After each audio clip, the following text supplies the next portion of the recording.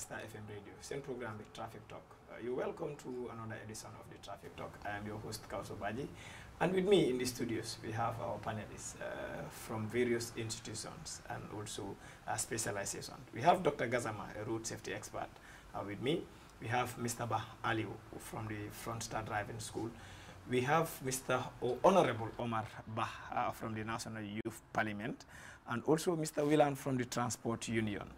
Njëkkee waxtaan bi ak ki nga xamante ne bara ñoo defal waxtaan yi njëkk dalal li nga xamante ne moom mooy suñu gan bi fii nii ci biir kër gi njëkkee ko rek ak ki nga xamante ne moom mooy Mr. Wilans dalal nañ la jàmm fii ci beneen édition di Traffic Talk.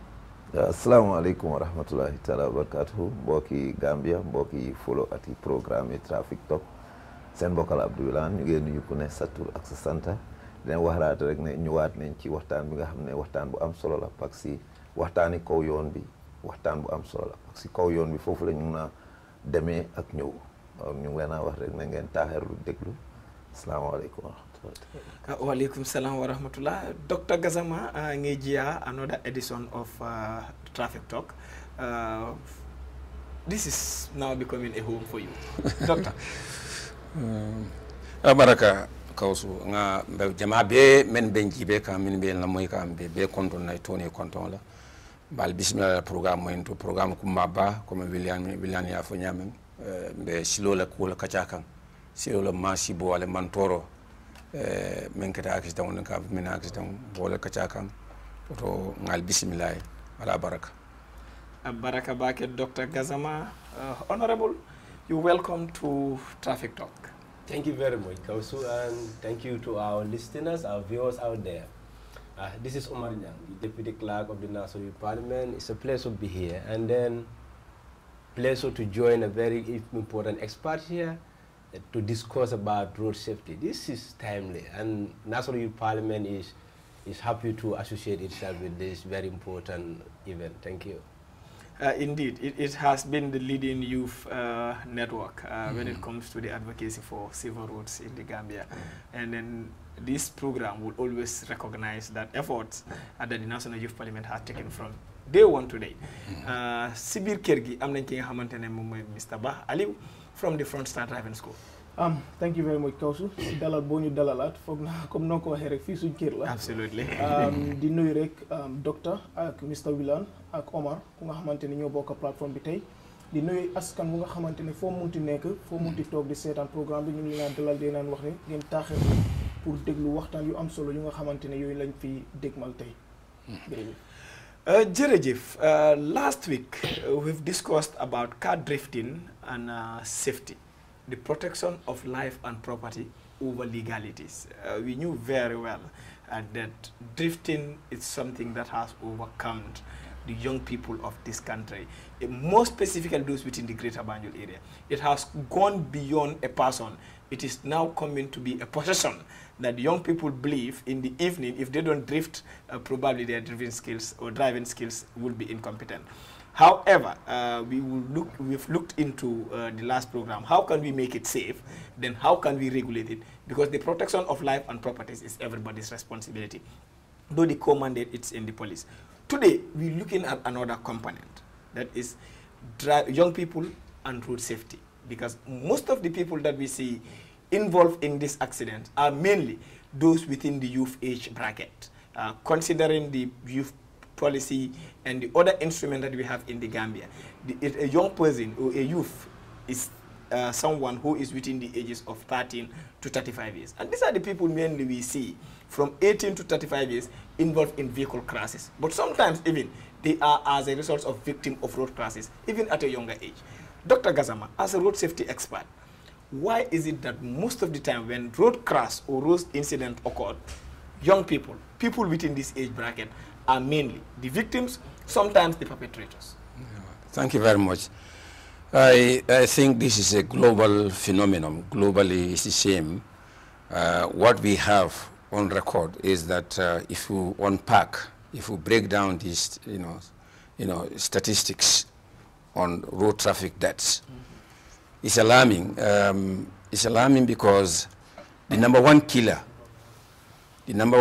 of people between young people, children, and I will call it children and young people, young adults, between 5 and 29 years of age, their biggest killer is road traffic injuries or road traffic crashes. 5 to 29 years. You don't talk about diarrhea killing them more or tuberculosis. No, it is only the leading killer.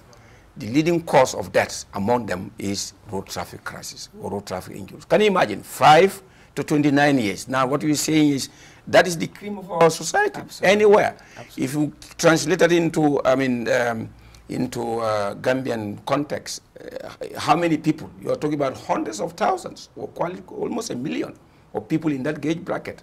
And you know, 29 years down, like we're saying 18, my God. That's a big issue. So it is everywhere. It's the same. Young people are, there are many reasons for this. It depends on the context. But generally, because of the exposure to traffic system, the system, you have to be exposed before you can talk about you being a victim. So this age bracket, these are the people who are very young, and sometimes they are either the drivers or they are the pedestrians. Absolutely. And if they are drivers, usually this age bracket, there are a lot of risky behaviors that they take.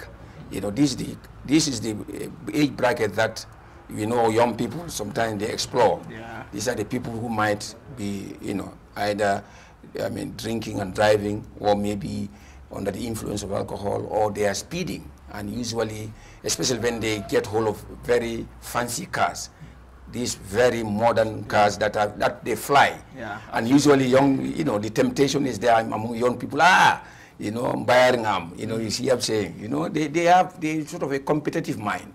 And you know, speed, we keep saying it, is a killer. Absolutely. So speed kills. So a lot of factors are inbuilt. And of course, if you look at it, unfortunately, within that age bracket again, we have more males dying of road traffic rather than females. It's 3 to 1. That's exactly the same globally. Every 3 road traffic deaths, 3 will be men and 1 will be female. So you can see, again, you ask yourself, why are we having more men than women dying? So if you have this age bracket, or if you have these statistics, you are seeing that more men are dying, more males are dying than females. Then you start wondering. So this is a very difficult situation, and it's a very critical moment for countries like Africa, you know, countries in Africa or developing countries, when you have young people all dying, you know, dying because they are dying because of road traffic injuries. So it's a big issue, and I think we need to really pay a lot of attention to it. Indeed, indeed. These are the supposed to be the cream of society. Omar, Honorable, let's look at young people and risk-taking. When it comes to road safety matters, we cannot consider it now to be a non-awareness issue, because the National Youth Parliament, times without number, had called for people, have embarked on flyers, embarked on talk shows, had even gotten to a point whereby even road signs, they've painted some roads at one point in time. All these are geared towards road awareness, or awareness about road safety. Considering the issue of young people taking risk, more often being victims and perpetrators. Yes, they are the most energetic, they are the ones that goes to work mainly or going to school. But risk-taking and awareness of road safety, what's your take on that? Thank you very much. Thank you, Doctor. It's always a pleasure sharing platform with him. As he said, this is a global phenomenon.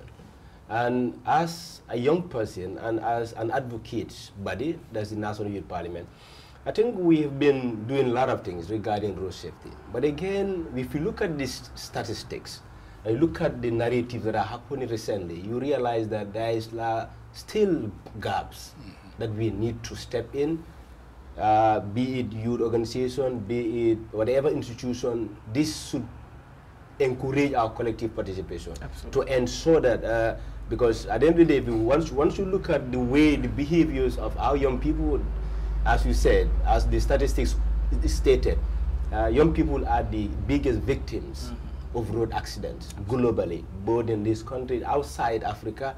We realize that young people are the biggest victims. But again, the question always comes, what do we do? What are some of the things that we need to embark on? What are some of the things that we need to do in order to make sure that we remedy the situation? For me, at our National Youth Parliament, we've been advocating times without numbers to ensure that the proper usage of the road, both for the pedestrian and of course for the drivers. But again, we realize that the gap is still many. The gap is still huge. And what we intend to do every day is to make sure that we still call for dialogue. We still call for an advocacy to ensure that young people understand the risk taking. Young people understand what are some of the challenges that are confronting this country. As Doctor said, the drifting, whatever people are doing out there, this is something that is global, is a global thing now, not only in Gambia. We've seen in other part of the world. But what do we do to ensure that we minimize this? Absolutely. The National Youth Parliament have engaged people and stakeholders towards the introduction of the use of seatbelt, which led to one of the amendments, but also the issue of the crash helmet. However, we still see young people riding motorbikes without crash helmet. We've seen young people driving on exorbitant speed without the application of seatbelts.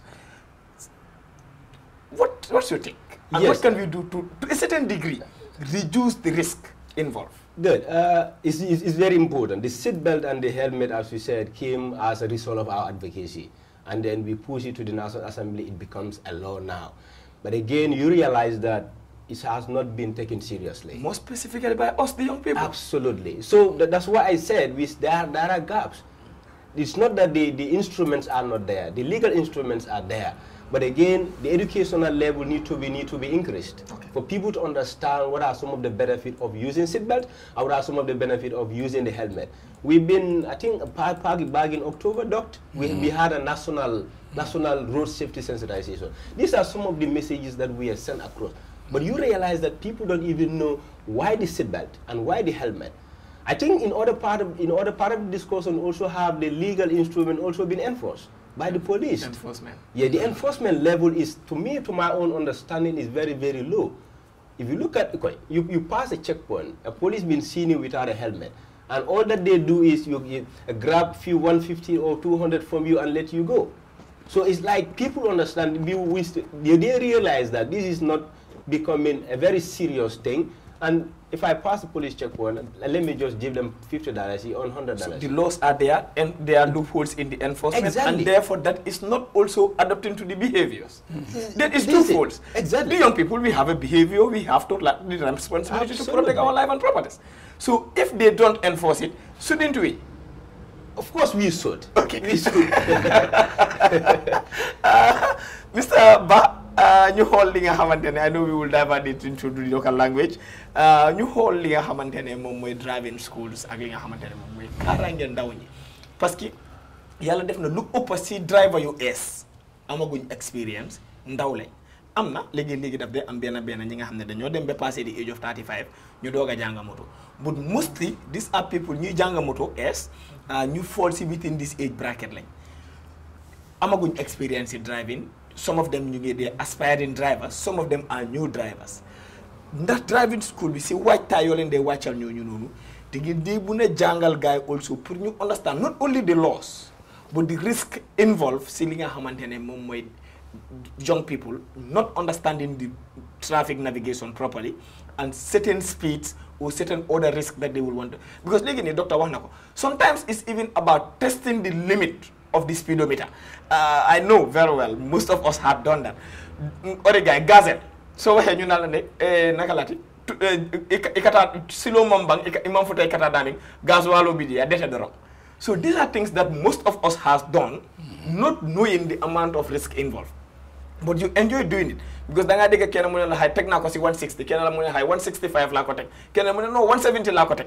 Moto bi mu yaanu lan moo si seen jàngal as driving school towards behavioral change but also young people and road safety. Thank you very much Kawsu.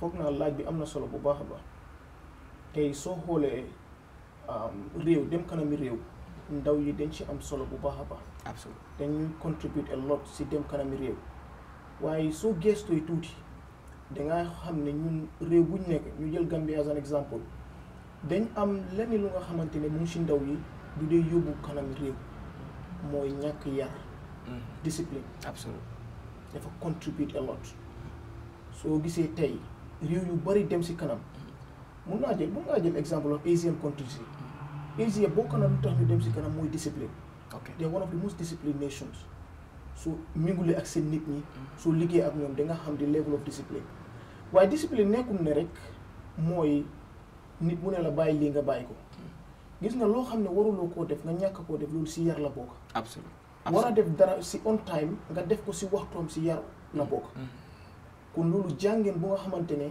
du commencé sax si driving school yi du commencé sax si government si kër yi la dee commencé absolument mooy dafa am jikko yu nga xamante ne foog ñu def ko si ndaw yi waaye driving school soo xoolee driving school moom liggéey mooy jàngale joxe xam-xam te joxe xam-xam si driving school lu jafe la ok lu tax mu jafe waaw because am nga moto pour nga mun moto moo jafe si boppam moto comme wax naa la ko last time ma ne dawal moto lu yomba la mun ngaa bàyyi xel nit kuy dawal nga nekk everyday si moto ngay bàyyi xel kii nu muy dawal mu génn nga chargé caabi bi taal te soo muufee da ngaa muuf waaw kon dawal nga moto absolument waaye lu tax ñu ne yow driver nga loolu moo tax mu jafe mooy mun bi ok luy def nit driver mooy mun bi kon driving school foog naa maa ngi doon wax ak docteur bu ma duggee si suñ yéene pour gën a jàngal nit ñi ñu gën a xarañ si wàllu am xam-xam si dawal oto wala di gestu wala di moytu yu nga xamante ne mun naa loo doomi adam moo tax recently introduced and safety part of suñ school curriculum. absolutely it's an important subject. we introduced road safety part of our school curriculum. absolutely te amoon nañ last Saturday docteur ñëwoon na foofu Masha pour Allah. take off pick up that yooyu yëpp si gestu yu nga xamante ne ñu ngi koo gestu la waaye ba tey mooy lan lañ war a def ok because tey soo xoolee ñun suñ test book buñ introduce as the theoretical aspect mooy attitude dañ ko indi yeah nit jikkoom nu mu war a mel absolutely because nit ñu ne ku motut warta dawal oto ni nga war a mot si yëpp mentally physically yëpp da nga war a pare te yow noo war a pare noonu la sa oto bi war a pare absolutely moo tax ba tey foog nañ ne war nañoo gën a jàngal xale yi lan moo nekk risque bu involved because accident tey su amee nekkul yow dawalkat bi yaa si loru absolutely mun ngaa bañ a eb nit de waaye su amee mun ngaa lor yeneen nit yu nga xamante ne egg dugguñ si moto bi kon yow si sa boppa war ngaa bàyyi xel ne man de lu may dawal nii yu maa yóbbu du saa génne sax yow yaa ko ëppa doole de waaye yow dañ la tàggat ñu tàggatal la ko pour nga yóbbu ko absolutely kon yow da nga war a bàyyi xel bu baax a baax war ngaa bàyyi xel yooyu yu toog si biir oto bi war ngaa bàyyi xel yu nga xamante ne dawalkati rider la ñuy romb war ngaa bàyyi xel cycliste buy dawal oto war ngaa bàyyi xel pédestrian buy dox koo xam ne dugul si oto absolutely kon yow da nga boole nit ñi yëpp seen xel bi yow kenn nga toogoo ko pour yóbbu oto bi moo tax si biir curriculum bi ñu ngi leen a jàngal lan mooy ko defensive driving ok te defensive driving lu ñu la dee wax mooy ma gàttal ko rek pour gën koo tënk mooy dañ laa wax ne soo toogee si oto bi xelaatal ne ku dul yow amul xel absolutely soo bëggee mucc soo buggee mucc waaw mooy soo toogee si oto bi di dawal xelaatal ne ku dul yow driver bi yow booy dawal amul keneen koo gis amul xel waaye su fekkente ne da nga war a jëflante yu amul xel looy def moytu da ngay bàyyi xel da ngay moytu kon loolu moo lay muccalloo absolutely waaye sooy daw comme docteur nu mu ko waxee rek am na yu gën a bari riit moo leen dee yóbbaale they want to test the sweetness of the river absolutely sometimes dañ dee bugg a ñëw ñu ne bàyyi ma xool suma oto bi na gaaw na ndax yeneen yi peer influence la yeneen ñu ne la waaw. roodeel ma ko roodeel ma ko moto bi yu bëri yuñ dee wax sax times yooyu ñoom si seen bopp xamuñ lañ la miin yeah waaye ñoom foog ñu rek ndax yëpp la ñaaka jàng bi la because moto soo ko jàngoon ba xam ko xam lan la mun a teg nit xam loraange bu mu mun a indil askan wi yow soo koy dawal si uytu ngay nekk ba nga dee absolutely moo tax bokk na si lu nga xamante ne danañ ko involve o ñu ngi ko commencé involve mooy jàngal nit ñi naka la ñuy oytoo ak naka la ñuy nekkee defensive drivers waxtu buñ toogee si oto bi foog naa rek loolu rek moo ñu mun a mëccoo tey mun naa la exemple da nga nekk si yoon nga nekk sa yoon yow kuy dawal oto waaye nga gis ku bàyyi yoonam ñëw sa yoon absolutely absolutely xam nga ne yow yaa nekk sa ride waaye soo forcé ak moom di xëccalante lii suma ride soo oytu yow sax dangay loru waaye yow naka nga mun a delloo gannaaw ba moom kuy forcé mu dem yoonam te yow loruloo keneen loolu si defensive driving la bokk nga wax lu am solo ñu teg fa baaraam comme niñ ko dee waxee ñu ne lum saf ku ko mu caa ko xam ñëpp ñuy wax théories la ñoo wax ñi nga xamante ne ñoom ñooy di transport union amee wàllu dem ak dikka bi experience driver lañ seasoned drivers lañ boo tamit ñoom ñoo amee li nga xamante ne moom mooy chef de garage yi chef de garage yi seen yoon la nekk te chef de garage mooy toogal tàggat ki nga xamante ne moom mooy doomi garage te doomi garage mooy nekk li nga xamante ne moom mooy driver elite even before the coming of driving schools kon garage yàgg na di tàggat ay ndaw but yàgg na di defar ay drivers yi nga xamante ne they are competent and li nga xamante ne moom mooy qualified drivers Mr Wilane ñu xool li nga xamante ne moom mooy ndaw ñi ak li nga xamante ne moom mooy road safety parce que dëgg la ñu bëri si yéen passé ngeen si cadre yi li nga xamante ne moom mooy ndaw waaye ñu nekk seen ron di garage yi ñu ñoo tàggat ay ndaw lañ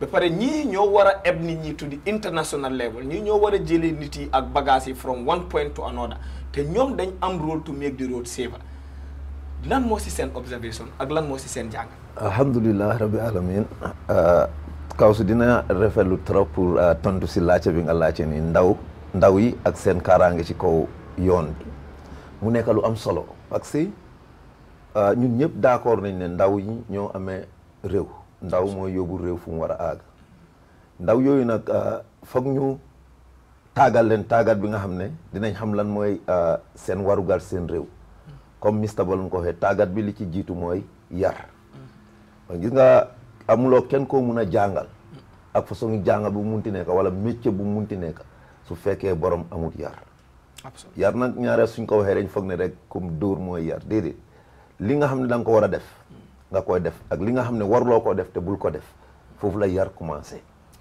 ñun nag si suñ biir secteur bi alhamdulilah rabbi alamin chauffeur moom génnee nañ façon bu ne si ci biir soldats yi am nañ fa ay chauffeur yoo xam ne ci biir transport secteur bi lañ ko jëlee ba biir state house sax am nañ drivers yoo xam ne ci biir garage yi la leen jëlee tey ñu ngi dawal ay moto yoo xam ne ay kilifa ay borom ndombo tànk ñoo fa nekk foog naa ci boor boobu noonu yar am na waaye léegi lu manqué la parce que su nekkee bàyyi nga xel jamono niñ daan jàngalee apprenti yi moto ak tey ñi nga xam ne jàngal seen boss yi jàngal nañ leen moto ba léegi ñoom ñuy war a jàngali school si utee na absolutely school si utee na indi sense ne tey ñun luñ bàyyi xel man sax dama ko dee waxtu bu ne su fekkee ne jëluñ ay matuwaay si teel dinañ tollu jamono duñ amati ay drive yóbbukati moto la ñoo am waaw yóbbukati moto la ñoo am ak utkati xaalis parce que loolu mooy dëgg man xam naa ne fuñ toll nii si secteur bi driver yi ne ci kaw baari di dawal ay experts la waaye ñi nekk di jàngal ndax ñuñ dina nekk ay experts comme ñoom lii mooy problème parce que tey soo soxlee apprenti man li ma teg bët soo soxlee apprenti daf laa wax ne tey bés bi ñaata nga maa fay kon xam nga kooku léegi jàngaatut moto moom mu ngi dem uti xaalis te ñaari munta dem su fekkee da nga uti xam-xam xaalis da nga ko dee tegagu mboor bésu xam-xam bi mu tee nga jël xam-xam boobu mun koo utiliser pour mu liggéeyal la xaalis waaye léegi loolu mu ngay manqué si suñ biir secteur kon saa ni tamit ci wàllu ndaw ñi ak ni ñoo dawale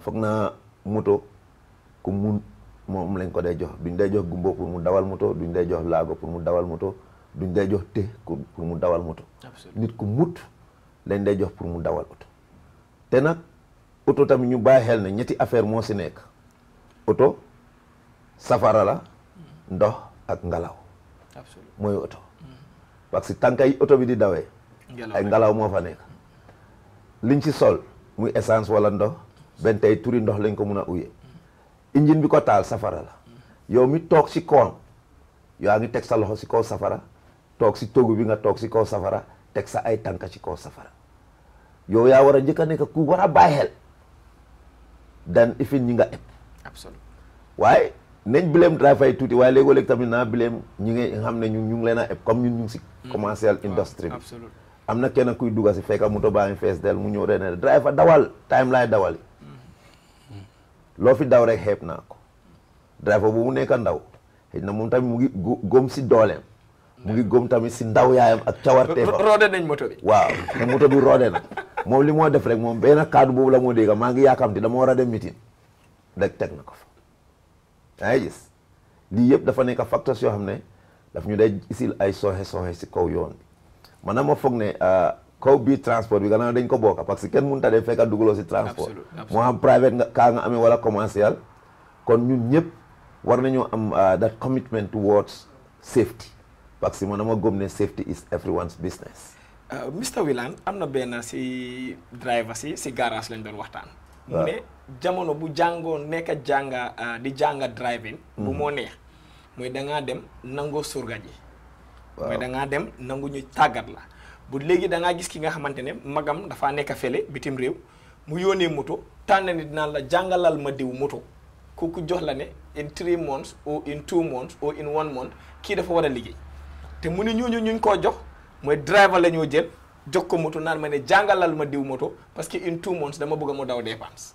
waaw loolu is an experienced driver. loolu am na waaye mu ne that is the major challenge they are receiving because ñoom sax duñ problème bi ñu leen a jox ñu tàggat leen jox leen limitation ni 2 months 3 months diw moo war a jox dépense kooku dafa war a daw dépense te kooku mu ngeen doog a dawal moto waaye moto bi am na te kooku moom moto bi. man loolu moom am naa si several cases in fact man dama dee wax driver bi ne ku la employ mu jox la poso gars yi loolu lañ dee tuddee poso ne nit ki dafaa ñëw nekk ci biir moto bi di bàyyi xel moto bi ba pare nga koo jàngalaale. most of the time soo ko jàngalee yow sax da nga dee lose that opportunity because yow lañ dee drop moom mu éeg. waaye man te ñu ngi ko teg si yoon. foofu laay wax di last programme wax nañ ko nit ki man góob ma ne nit mun naa jàng moto si 2 weer moo soo moto bu war a eb ay passager di leen yóbbu ay place di leen wàccee di leen jëleetee ay place di leen deeloo loolu man ku ma ko wax du ma nangu si 2 weer nga ne mun ngaa dawal nit ba moom léegi certifié nañ ko pour moom mu mun a qualifié pour dawal ay commercial véhicule waxuma private sax am na risque. absolument kon jàngali nit benn weer pour mu dawi dépasse loolu luñ war a xoolaat la parce que tey dawalkati oto yi bari nañ waaye driver yi bareetu mu nekk lu am solo. si driver nit koo xam ne life yu bari lañ jël teg ko sa loxo waaw pour nga muccal leen pour ñooñu seen dem ak ñëw mun a yomb kon yow war nga xoolaat sa bopp dama d'accord ak Aliou lu mu wax ne su fekkee yaa ngi si baar bi bul déglooti kenn maanaam ma am kenn koo xam ne dama ko naw si dawali gis nga di président of the transport union no matter what musuma koo gis fu mu dawalee moto téye benn loxo benn bés ma laaj ko ma ne ko lu tax nga de dama de gis driver yi di dawal mu ne ma ne ñoo ñëw munuñ moto mu ne ma wars nga toog si moto sa concentration si kanam sa ñaari loxo yi dañ war a nekk ci kaw baar bi parce que xamuloo lan mooy mun a ñëw sa kanam te man ma foog ne loolu moo nekk professional driving. absolutely doctor nga tani mi yalon ko wala manika kangola because nga jele ko tani na ntol be la sula fengolom bari fondinkel bi la mi yalon ko wala tanko tani na la karola bari kiskiso ifo nga nyata kay fondi mi yalon ko wala angale kangoli wala nga jele ko minul ka mantora jama ni mantoro nata e ka ke fondinkel leti bare fanan nanata fanan mi yalon ko wolom jama fanan mi yalon ko wolle kanyim mantoro fanan sabab akike fanan fondin kelle because ntolle ka finti ntolle kata ntolle kana bare fanan risk angale kam foko risk wolom ntaf killa kawyeti bare kube kuto fondin kelle ka hanyi ka wod sifalta di sa moy ya fay ko ndeka brin kata nuntu ntol ka kele ning cross ta not banka foko bara ning fara feñe is 1 hour nka wale bori modo koy ko no man def naa ko 50 minutes nka bori la 50 minutes andum wo watole ka mira ko nyarandire fengolom because kontanolom ali koy ko ya busa 1 hour te ya busa 50 minutes ike fan time le sometimes fang jandingi be wutula ye mo ko le ka ko boy nakala ma nge départ de bari wo watola aka kemi ya lon ko wolom fondinke yati dron wala tina fanam fond jama ntolle kam mantoraji mune mu mi yalon ko wolom kisi ro la karola nse mune keno pour que wosi fatala nanata ni mi yalon ko wolom de risque involved baraka kawsu nga même fo ngale ko to wala mudron men kacha kan wala silo la masibote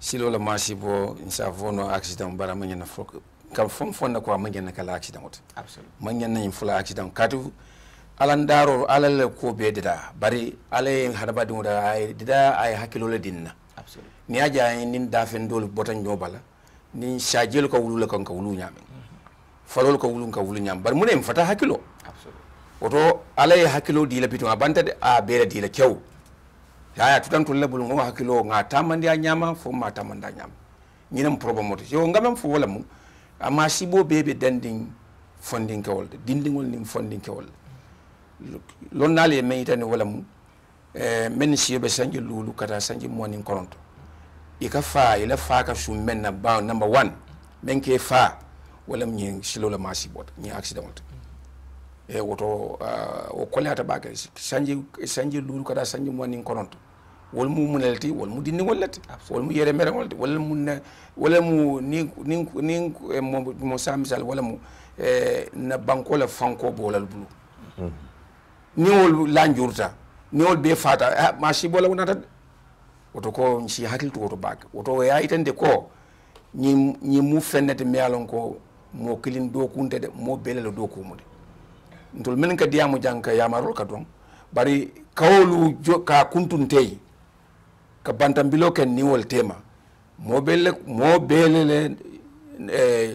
belele do kumu absolutely ka bolo suwo kono baya fu jende ko ni mu fennete mealon ko folo ni mune atina mobe nyinkela jiko fenede ka sabu folo ye mo karande nyamen suwo kono ani wala be bolle suwo kono wala ne ka bo ni be do kan tinyata suwo kono tinyata absolutely mo be ka bonon suwo kono ni ko be do kan tinyata do nga suwo kono chodide yo problème folo ka commencé woldo i nyanta menkela dinne wol ngay kulu bari kulu be kulul baat fon be monde na mari tara ko be motolal borindila do ko nata de absolutely do ko nata si hakil tuje bak anun kana ali mem foden kafu kana yitande ko men nte ko do be mbulle wala ngasoto kele mbadi la karle la do ngam fenno ngamoto sandron ngadi karle ntel hajute jab fa no fama non tel hajo o masi bolte si hakil to wolto bak dinni wol dum fonninke a wato man ningol ka fonninke a siro fana be yelde hade o fonninke a siro ko fele wati nka nyomu ne nka nyo insafo ka funya difam wana ntele ino ntele ka borite ntele moto betata ko si falten fonninke a siro ka mota ando fonninke a siro fana si dum no ye fem ma mi alon ko ita tare fambulu o fonninke a siro fana satna ye moto bondi ladde tambila mi alon ko moto ita moto ita comme ka funya ite moto bul moto ite bul absolutely ha yo ni fra o tembo to masibo nada ni masibo ko nako karam ite damma abukete damma tore bi ci modo fran tore wala modo ye fen ke meme nyana menkel o do nyum fenete mela nga ko dinkata bakel ka accident o tala nyim fondin ko le karola mo belel dukum nalon ko Omar Nyol be jang youth parliament e benambe duku bal bari hani bi be men dandaralo dandaralo men kala wala mo dandaralo folo suwo kono no boto karambungol fanan wol fanan ni la beje be dol kam fanan ni la beje men ka karang manin fanan ka karang ibe moto karanna ya karang ay koyma moto man ka chahanti kadu moto ite me hada badu me ade da sembo wata uti bakel ala masi bo man ko hada badu moto aman kum fen ta hani yiro absolutely asi masi boke yoto kamma ni memba borindi laga bilani ya mem foto mo ite ibe sirim fonyo la mani dimba wala absolutely o masi bolti so mo obe mem bulu asako mo tan beta koma mo mbete koma ite bolu sambakan ni yalon ko ite le mistake kilon si wol be kasaranol oto te nyanta hakilu la bag hanni kilim bele moto fon kono amanya nakala wanyam oto nyimu fenele mi akacha bunda fanta bake mo bele nyanta ndadu naje men be kullo bundato polisolo yele doko ke ba kande bar ya lafa kuluro e bambang kendek ni moye kukuronke ay silobula akulu ni mo kilim fula sabakulu mo dol ba fala he nyinde batu nganda ba kulu ba ni la lon ko kuluro ta nyato ibe menkele bole kala do ron si hakki walem to nyati mo lafte dabula la nyim programme to sen kelinole on 778 7776 778 7776 778 7776 Omar nganani mi ya lon ko wolom behavioral change advocacy the National Youth Parliament ali kiliti jamal lekeje bare nga jele ko comme killing yemin fo if there are lapses in the enforcement wolo mi ya lon ko wolom ka luwa tamandi na keta woman ta anyama mi ya lon ko wolom sometimes hadama dingol la jiko buka falino bari as an advocacy body which is the National Youth Parliament. More specifically, taking lead when it comes to road safety within the youth sector in the Gambia. Also, mune soto no pour car funding kel yamari nanata ni mi along ko wolom behavioral change communication. But also, sakomi along ko woda being under the influence of other substances. Because wofana bijele. Sometimes it's about kufango, but sometimes it's about even unconsciousness. Because it's a more generally tala under the influence of a substance for masibo yanake wato asena bo kalam. Thank you very much. Abarka bake kaus. Nyin karo kumar bake because accident mo kultum yalon ko mbele nyanta ndakela je. And then munka accident fanan sabu asiatale. Absolutely. Yef ku fo jam wolem influence of drugs. Nyum fanan ma fanson kelolti. Absolutely. As long as funding kill be droko ba janjan dia ba makan drive wol fanan kono accident ba kelale. So mune nyanta kele wala mundu nga kele. Because stakeholder so jamal le nyanta nda kele nyu ko kono. Driving school la cool bi nyanta tar la jele.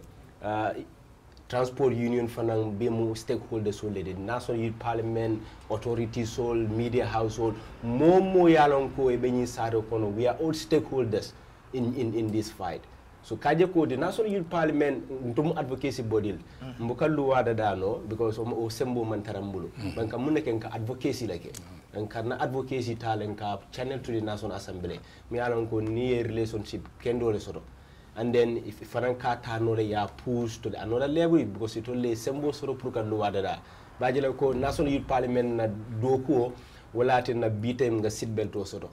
National Parliament no dogo wala na bite nga helmet or soto mu use of mobile phones use of mobile phone and signboard but kula mu yalon ko niaje ko bayi risk taking ke kam mu yalon ko aka ke fonding ko lo wala pour sign sol mu yalon ko be silo kam fanam man fahamu ko mol ka motor boren le bari sign sol mu yalon ko be loading silol kam mol ma understand ni mune min mune nyin na do koti ni futa da jay nyanta mune kela ni futa da nyanta mune kela wala akarawo nyim man amanyina ka dan sai comme ni ya fa nya ba ya fa nya men ila karamu ba ke kanne pour que mol fa hamundi mu yalon ko sign sol ning risk taking mol nyanta avoid no la nyale ka je ko mol be tankano la ni masi bo la because road safety mu ko mu yalan ko mo be la problème wala transport union fana ya fare because funding kewol mi yaji be ni te transport union fo a hafo safu no 3 ko be funding kel mun ka moto gore sante il fane lodu la soro mu yalan ko e fane nyata kacha soto lal mu ya nyimu nyana kachale ba nyanda kala wato wadi kachalti kachal mu yalan ko ata keno la let's say every one day or 1 month or every day but nyinda kala every annual every second every minute akacha nyanda kelal anyanda kelal lungolun kolam because ni nga jibe accident sande ni hakilo de sa fo ni sa mono fo akeda do lado alman tangala bari kure mu yana ko mol buge yilla ba ka kele so anyanda kele kachalde kachada mal be nyum boni do kachal mu yana ko fonsa funding kel nati ne foru mol so ne kachal so wala fanan kacha fanan so mu yana ko droko fananata wala ka taramoto borindo la ni mol nyantalo na la ko ni ba moto borindo imanya ka sira absolutely jani ba moto borindo la imanya ka dolo ma jani ba moto bi imanya ka drok sifa tul ma because wo sifa akela hadama ya falinde to yela hadama ya fali tada moto ita moto kono sai daga bala ko sai duniya bi mun tol ha so nyin sifa wala kam man torol siande wala na anyanda kela kulum yalan ko fonsa kacha nying da warande nga mol nati je nga stakeholder sul be nati nge involve in kachala because transport union mu stakeholder ballet masa kunda mu stakeholder ballet and then police ol fan na karola mu yalan ko ma docteur ya fa nyame ni moy kuke mu yalan ga ni loi manta loi landa kan ni yake mo kilne mo fulala mol ba jelal ko nyinde mu kulum yalan ko amani anin loi manta dol be fa nyala bari ye loi tinya yeta rek yekke me kilinta ya di police wala keme fulata yaadi bajele ko nyim kul mi yalan ko mo ba mbedal ko nyinten ku sangar limba so fonsa nyinke mu yalan ko luwani abijele amake ko luwati jele luwal bijele ni tara how call it motor traffic act absolutely abijele the laws are there yeah. But we should also make sure that at least they encourage the police and of course involve them to make sure that they let them lead and enforce these laws Because if they fail the last time I remember we invited the police and they also talked about some of their constraints. Sometimes it's not even only about the enforcement, but also the final part, that is the prosecution aspect, because they also had a limitation. But once they take it also to court, sometimes it prolongs, and most drivers, which we will come to, don't also want to what they call time wasting. So sometimes they prefer to settle it out of court than prolong the discourse. And again, I think one of the issues that also were confronting police was because the Motor Traffic Act that we had was way back before independence. Absolutely. It was way back before independence. Yeah, it was in 1948. Exactly. Absolutely. So now I think the police are also working on having a updated one to make sure that we have a recent one that they have been involved in youth organization. I think we participated in few of their validation processes to make sure that we have an updated and of course very standardized traffic act. That will make that will be able to at least accommodate all these offenses. Thank you very much, Mr. Nyang, Honorable. Mr. Ba, ñu xool li nga xamantene moom mooy young people driving with substances. Parce que driving school bi da ngeen a tàggat ay ndaw. But ku nekk comme noo ko waxee dafa ñëw ak jikko. Ndax da ngeen di put into consideration as a school to some of those issues. Xëj na man min naa di tipse. Su ma ñëwee see driving school bi bëgg a jàng moto ndax di ngeen consider loolu noonu one pour ngeen génnee that issue of the highness tipsy bi in the person prior to even ngeen ko train, but also gradually da ngeen ko def simultaneously that at one point in time nit ki do am access, than training a new driver who is going to be someone new with a bad attitude that being a it's not towards behavior this time around, but attributed to substance abuse. Nothing in the whole bogu. What advice do you have for your school, but also for other driving schools? So whole driving school we boom so. Then don't jungle theory part. Theory moy nek fana bu nga xamantene mën nañ la jàngal road science ak behavior yu nga xamantene yow war nga ko jikko yow dawal kati auto bi. Absolutely. Dañ ko doon def once every Saturday in the week. Boy dañ gis ne dañ toogaat ba gis ne loolu doyut. Okay. Moo tax ñaaw we introduce it on Wednesday too. Okay. Wednesday danañ am 2 hours theory classes and Saturday 2 hours theory classes. Okay. Loolu soo gisee ñu indi ko yépp pour gën a tàggat ndaw yuy ñëw. Because you see gën a bari dañ leen di seetlu. Okay. Te soo xoolee suñ theory bi recently dañ am a new edition of the theory book. Foog naa include nañ fa loolu. Okay. About land risks moo nekk si substance abuse, especially yow driver bi. Because luñ la di wax it dafa yomb mooy nit ku motu warut a dawal oto.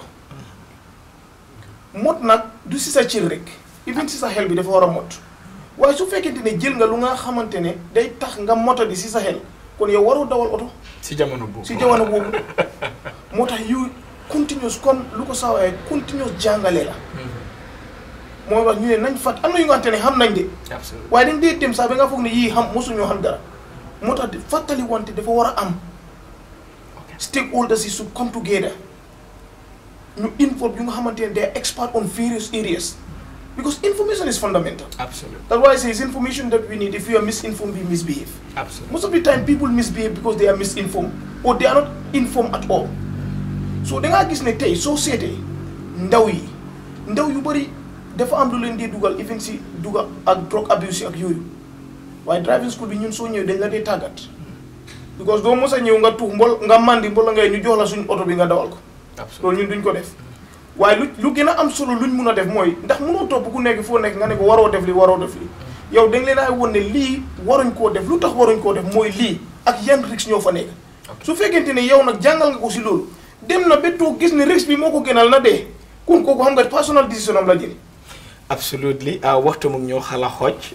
te bëgg nañu jël final round ñu njëkkee ko rek ki nga xamante ne moom mooy Mr Wilane.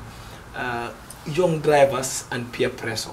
Sometimes peer influence ñaar yi dafa am solo peer pressure in the sense ne bugga naa moto maa ngi mun a dawal moto waaye suma loxo setagul maa ngi am benn ndey faatu bi nga xamante ne ma ngi koo teg but mu toog wala dimanche jot na mu ngi sanse génn ma bugga koo woon ne mun naa 360 mu ñëw buggal lem moto bi 360 boobu not only an influence but pressure la because maa ngi try pour impress ni or else ma ànd ak suma morom mu yella ne fileeg fi nga xamante ne moom mooy Palma daw naa ko 3 minutes ma bugg a break recordam bi ma bugg a koo daw 2 minutes 20 seconds loolu peer pressure li nga xamante ne moom mooy influence la lan nga si am pour wax ci waala boobu noonu ci li nga xamante ne moom mooy young drivers ak li nga xamante ne moom mooy peer pressure ak peer influence.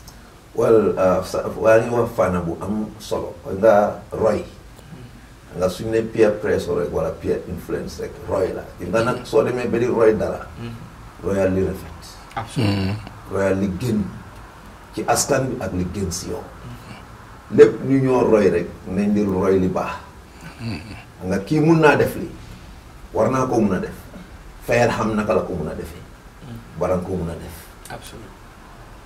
loolu nag bari na loolu moom foog naa Gambien mu nekk moom loolu jikko Mr Ba mun na lii rek Mr bi laa la wax ne gannaaw Mr Ba mun na lii dama ko war a mun déedéet jaaral fu Mr Ba jaar ba Mr Ba mun a def loolu and secondly tamit ñu bàyyi si biir moto mun loo koo time moto si boppam dafa am timing yow mi toog si biir moto bi yow nga ne da ngaa time moto bi pour speed boo ci mun a daw pour keneen nga war koo gën a mun a daw loolu xel na wut maana loolu nekku xel tegal ma force maa ngay jógee Banjul léegi tey ma agsi biir kaam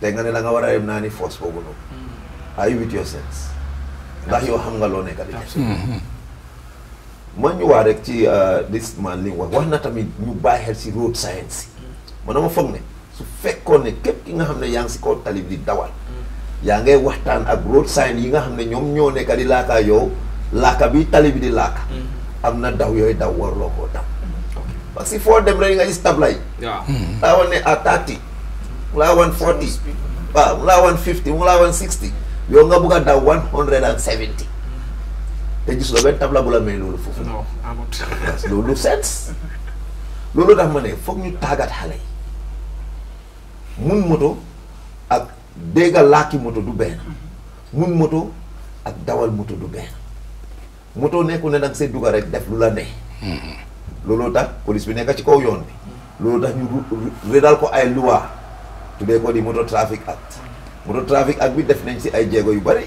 mais alhamdulillah is nañ di transport bill Mr. Gassama was there and then our representative here was there gis nañ ci lu bari yoo xam ne ñun gëm nañ ne waratu na mun a nekk si suñu loi war nañoo isi loi yu saf yu mun a replace loi yu xoolal bu njëkk am na offense yooyu def da ngaa dem code $50 jamono mo $50 xaalis la de waaye tey ma am a minor charge nga taxaw ma $50 loolu na waste one time si code déedéet ñu ne kon nañ isi coppeeku yu ci loi parce que loi tamit lu am solo la si réew parce que daf ñoo yar nga léegi suñu yaakee ñu yar si biir kër gi ñëw fu ñoo jàngee ñu ñàkk fa yar foog tamit nguur teg yar boo xam ne boobu moo ñooy yar te loolu mooy loi kon ñu isi loi yoo xam ne loi yu dëgër la ba pare ñi koo teg nit ñi nañ nekka ñoo xam ne suñ koo teg buñ ci ragal man gëmuma police bi ñu waat loola nga ne da ngaa aar loi réew nga ñëw ba fi nga ko war a tegee nit ki nga ragal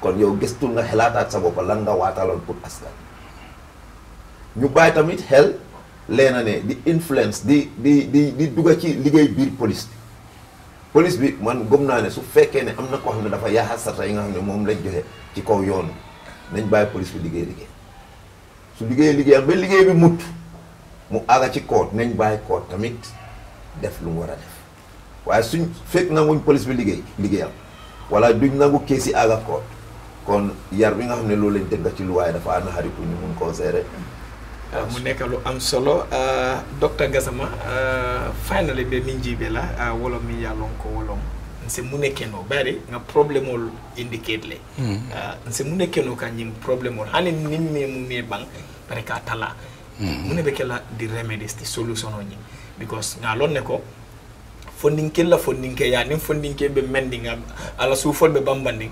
sometimes aka kuke fanga buka bo kala ko ñin nem denjasti bare se mu nekke no kan ñin kundul tan abitata baake ñin folo comme hadaba dingo la jiko ka falin ca hadinte de absolute ku ne la ma ku ne kuliyata baake kadu mu ne batina folo ñinda mari ñinda lonnal folo mu ne atna be ñin ke kan okay ya fen jamal so ni wala na behavioral scientist ya ni be fen ke ka hadaba dum study ka karang ñin kama pour isa long muna na kanyinke ni olong alhamdulillah tumodo ala si de manola nyanta menkele yake bara tata nata mo ka stiyandi ay fudolam mi alon ko mo belen ni beje absolutely fondin kewlu e ka bo suwola kono ko même foto nga kuludo fulo suwo kono e ka karandamen du kare driving school be jan driver training school be jan wolu yeta ya karang yeta je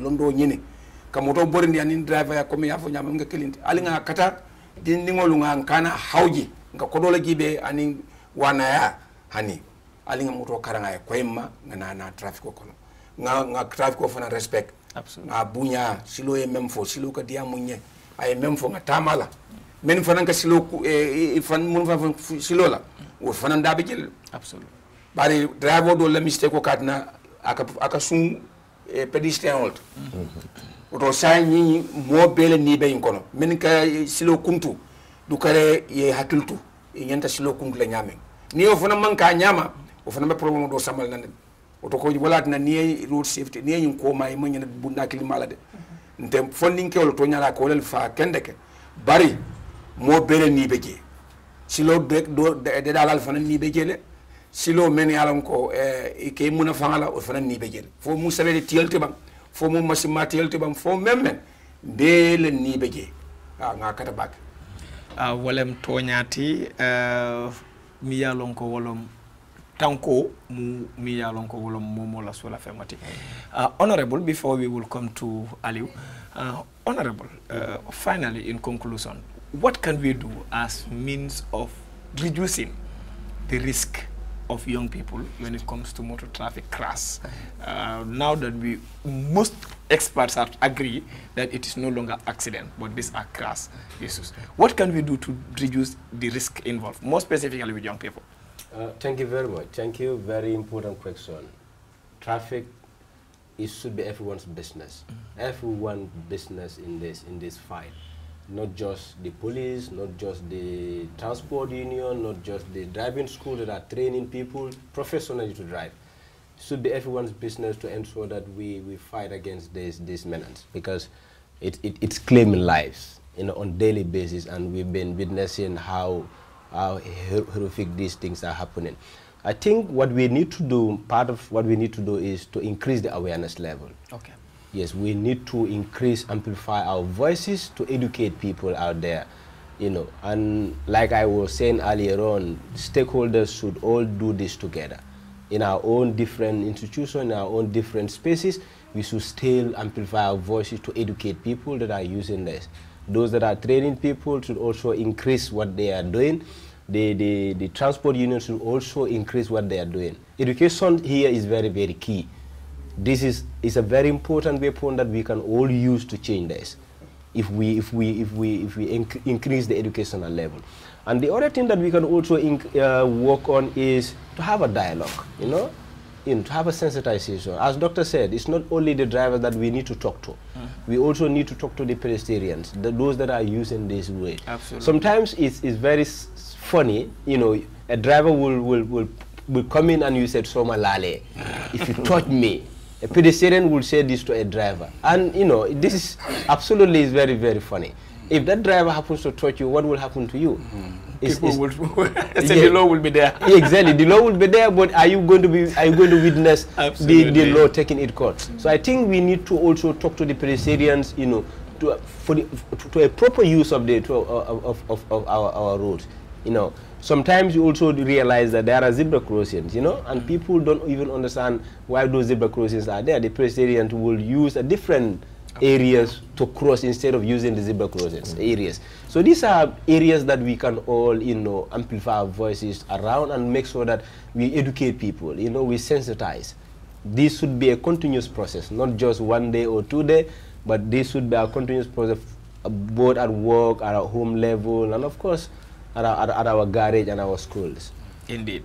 Mr. Ba, baranyo nyo si Mr. Wilane finally, yan kadu nga tagato when it comes to li nga xamantene mom moy road safety ak ndaw ñi parce que lu am solo la. But legi ni amna bunta buñ laal and dafa am li nga xamantene mom moy ñew na legi ni sama xel bi mu bëgg ko sey ñamba salé rek moy legi nga gis ñi nga xamantene they not pedestrian but ñu ngay jaay ci peggi tali bi.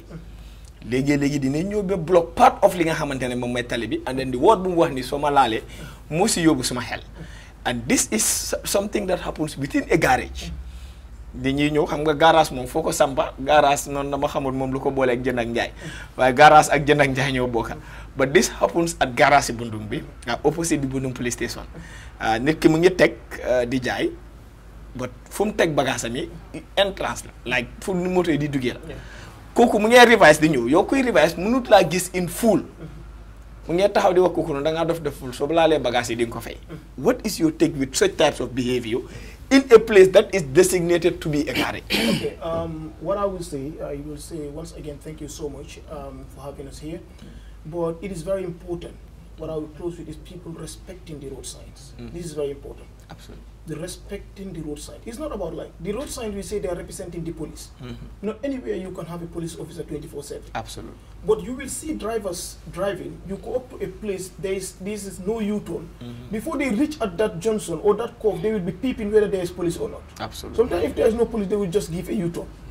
So it's a matter of us respecting the road signs, whether there is police officer, whether there is no police officer, whether somebody is seeing you or not, but know that they are there to represent and to guide road users. So everybody should respect them. The other thing more, gis nga moto. So ma laale comme kii la ko waxee rek loolu keneen moo koy lijjanti waaye du yow. Absolument. mun naa am su la laalee yow doo fekkee fu ñu koy lijjantee. but dafa important pour nit ñi si seen boppa nekkul driver yi rek nit ñi ñoo war a gën a play a very important role because driver yi benn ñaar ngay compter waaye ñaata nit ñooy toog si pegge tali bi. yow nit bi war ngaa xam ne moto dafa am doole bu nga xamante ne su rëccee rek wala suñ ko contrôle kenn mënatul koo téye yow sa own safety moo gën a important. war ngaa xam foo teg sa njaay bi war ngaa xam foo toog war nga xam fooy position boobu sa bopp dafa important nit saa su la ko waxut man su leen nooyee bàyyi may nañ leen yoon bi ngeen jaay free ngeen toog si kaw yoon bi man su ma doon jaay damay randatu yoon bi ndax xam naa moto doole am ak accident su amee kenn mënatul koo contrôle mun naa génn si yoon beneen yoon bi cross another road fekk la yow fooy jaay mu laal la kon yow fu fekkente ne fii dañ ko uutal pour oto yi pour garage la soo waree jaay sax soo mënut a am bitig foo laaxatu oytul moto yi fu ñuy jaar because sa own safety la dëgga su la driver bi laalee mun naa waste time am waaye yow kum laar yow yaay gën a loru ndax yow yaay tëdd si lopitaan bi su nekkente ne dee am na fa yow yaay dee so kon war nañu bàyyi xel ñu xam ne lii collective responsibility la comme ni ko gars yi waxee du xeexi kenn nit te gis nañ le use yoon bi loolu dem kanami réew la réew bu bugg a develop war nga am a good transport system part of national development la kon part of national development lu nga xamante ne mun naa yóbbu réew si kanam kon benn doomi réew warut si dellu gannaaw yëpp ñoo war a ñëw boole xëccandoo dóorandoor ñu gis Gambia si kanam gis safety Gambien si kanam ba nga xamante ne keneen ku toog foo munti toog si beneen réew da nga yaakamti pour ñëw Gambia ndax Gambia réew bu nga xamante ne dafa safe pour drive dafa safe pour dugga si oto waaye su dul loolu rek daf ñuy affect si fan la yu bëri. Finally Mr. Wilane lay tàggatoo. well fi ma tàggatoo rek mooy si sa laajte bi nii comme da nga laajte bu am solo man de lu ma ci gis rek mooy gannaaw marché bi mënut a nekk suñ garage yi. suñ garage yi mënut a nekk marché. waaye ñu ne garage ak marché ñoo bokk. waaw ba tey man ñun luñ xamoon si garage ak marché mooy ñu wàcce seen bagage ngeen enu yóbbu si jaayekaay waaye suñ demee ba léegi bunti garage yi nekka taabuli marché kaw yoon yi nekka taabuli marché te ñu ne dañ bugg a am road safety loolu luñ war a xoolaat la am naa si benn incident gis nga Jimpex am na yenn système yu fa daan taxaw di jaay pancake benn de taami kasu am benn mini truck bu load kasu mu ñëw ba boor woonu mu lose balance and then daanu almost sax si biir pax bi moo daanu ñetti taabul yooyu yëpp la damaale ak njaay bi fa nekkoo then ñoom instead of police bi ñëw ñoom ñu de war a ooy police bi pour ñu xool the nature of the accident ñoom ñoo dem yóbbu driver bi police ne seen alal bi mu yaaxal traffic officer bi ñu nata ma ne ko bi nga nata ñi seen taabul fa mu ne ma ne fii ma ne ko léegi di they have a case mu ne ma they are claiming ma ne ko they have no case parce que kaw highway bi mënut a nekk jaay kaay lii dañ ko war a nangu. waaw in fact yoon suñ ko daan defar bi sax fi nga xam ne nit ñi pédestriens yi foofu lañ war a dox nit ñi dañ ko dee bloc teg fa taabul. léegi yaa ngay force kooku mu fekki moto bi si kaw yoon. kan moo cause accident su moto bi laalee ku dem daw si kaw yoon. te am na fuñ laal si kaw yoon bi tamit loolu tax ñu dee ñëwaat na tey de kii fan lañ ko laalee waaye kan moo waral pour kooku ñu war koo laal si kaw yoon. kon ñu dee jaay nañ bàyyi xel loolu ne bugga na ñoo jarle ñaawoo ñaa waaye seen biir table yi fu ñu koo teg ñu ngee cause tamit beneen affect si general public bi mooy ñi nga xam ne ñu ngi use yoon yooyu noonu. olof daf dee faral di wax ne lu duuf ci nag li yëpp xëjul si cin li wante fàttali ne naa ngeen seetaan Traffic Talk fii ci Star FM seen programme bi nga xamante ne week bu nekkat lan dee ñëwal waxtaanee li nga xamante ne moom mooy kaaraange yoon bi but xool tamit li nga xamante ne moom mooy naka la ñoo defee bi nga xamante ne Gambia dina bokk ci areas yi nga xamante ne mooy lu ñoo ooyee safe to drive parce que loolu su xewee économiquement dafa am impact bu mag bi nga xamante ne nañ ko am si ñun képp ki nga xamante ne bëgg ngaa dooleel programme bi mun nga ñoo call si 240 4041 240 4041 wala nga call ñu si 240 4049 240 4049 fàttali leen ne su soobee yàlla with next week am nañ partnership bi nga xamante ne am nañ ko ak li nga xamante ne moom mooy Front Star driving school ñoom it yàgg nañ di ñëw fii but finally am nañ li nga xamante ne moom mooy nangutoo bi that with effect from next week and next month that is August ba li nga xamante ne moom mooy weeri December dinañ bugg a ñoom it di jàpp ci li nga xamante ne moom mooy combat bi kon nag jaajëfal askan bi nga xamante ne ñoom ñoo si toppa boo tànk li nga xamante ne moom mooy panel si nga xamante ne ñoom ñoo fi ñëw li la ñu waxtu meyoon gërëm technicien si ak ñi nga xamante ne ñoom ñoo amee liggéey bi yëpp man la seen doomi Ndeye Kawsu Badji until we come your way next week drive safe and remain conscious thank you. Thank you.